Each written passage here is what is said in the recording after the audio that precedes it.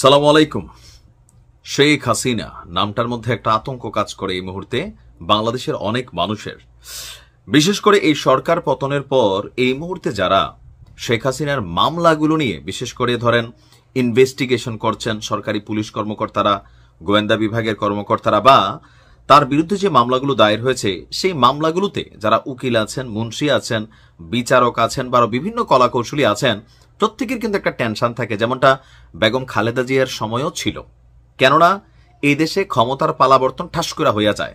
তো টেনশনের জায়গাটা তখনই তৈরি হয় যে ক্ষমতা পরিবর্তন হইলে তখন আসলে এই যে যারা আছেন পলিটিশিয়ানরা অনেকে ভাইগা টেগা যান বা খুব বড় কর্মকর্তারা ভাইগা যান, বাকিরা তো বাংলাদেশে থাকা লাগে বা তাদের পরিবার আছে।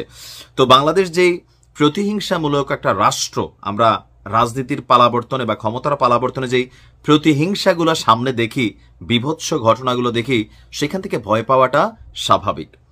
একটু আগে আমরা দেখলাম যে বাংলাদেশের প্রথম সারির গণমাধ্যম দৈনিক ইত্তেফাকে করা একটা প্রতিবেদন বলছে সাবেক প্রধানমন্ত্রী শেখ হাসিনা মামলা পরিচালনার সাথে জড়িত প্রসিকিউটর, যারা আইনাঙ্গনে কাজ করেন, মামলাগুলোর তদন্ত কর্মকর্তা, আইন শৃঙ্খলা রক্ষাকারী বাহিনীর সদস্য, পুলিশ বা আরো বিভিন্ন যে সংস্থাগুলো আছেন, আদালতের যারা কর্মচারী আছেন, তাদেরকে ভয়াবহ পরিণতির হুমকি দিয়েছেন।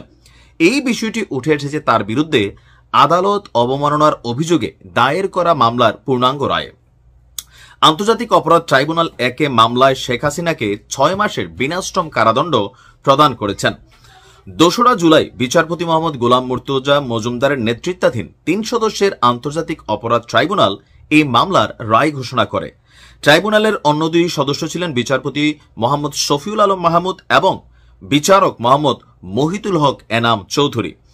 এই মামলায় শেখ হাসিনার পাশাপাশি গাইবান্ধার গোবিন্দগঞ্জের আওয়ামী লীগ নেতা শাকিল আকন্দ বুলবুলকেও 2 মাসের বিনাশ্রম কারাদণ্ড প্রদান করেছে ট্রাইব্যুনাল।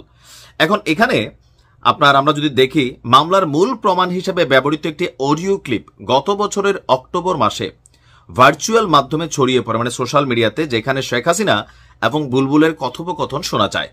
এই অডিওটি সিআইডির ফরেনসিক ল্যাবে পরীক্ষা করা হয় যে এটা কোনো ফেক অডিও নাকি রিয়েল। পরীক্ষার ফলে নিশ্চিত হওয়া গেছে যে এটা অরিজিনালি শেখ হাসিনার কণ্ঠ এবং তিনি প্রকৃতপক্ষেই হুমকি দিচ্ছেন।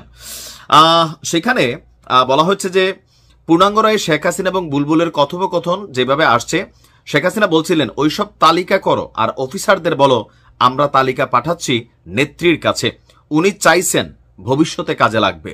শেখ হাসিনার এই কথার পর বুলবুল বলছিল জি নেত্রী, জি, আসসালামু আলাইকুম।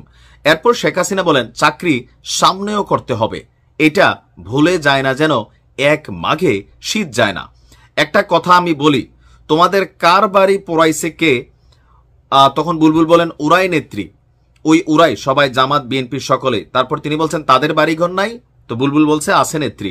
শেখ হাসিনা বলেন তাদের ঘর বাড়ি নাই? বুলবুল বলছেন জি আছে। শেখ হাসিনা বলেন তাহলে সবকিছু কি প্রকাশ্যে করতে হয়?